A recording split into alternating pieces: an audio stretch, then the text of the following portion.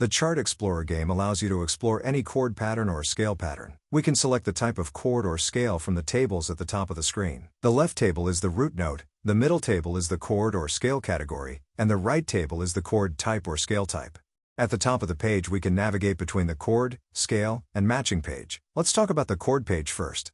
Selecting a different root note or chord type will start generating the chord patterns for that chord. Once the generation is complete, the resulting chord charts will be displayed in the chart table. The results will also be stored for that chord generation, so we will not need to generate them again. Below the top tables, we can also select a bass note to filter by. For example, selecting the E will only show chord charts with an E bass note. Now let's look at the chord chart table itself. Selecting a chord chart will update the piano with the notes for the chord chart. A chord chart can be added to our favorites by tapping the heart icon next to a chord chart. Once a chord chart is added to our favorites, then it will appear near the top of our list.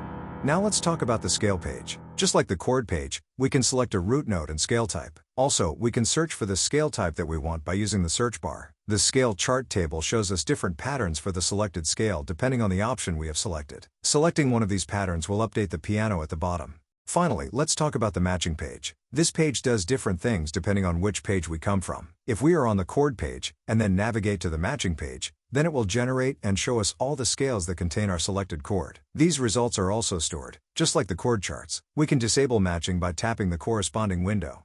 Now let's go back to the scale page, and then navigate back to the matching page. This will show us all the chords that are contained within our selected scale. Lastly, we can tap the matching button at the top again to swap between matching chords and scales.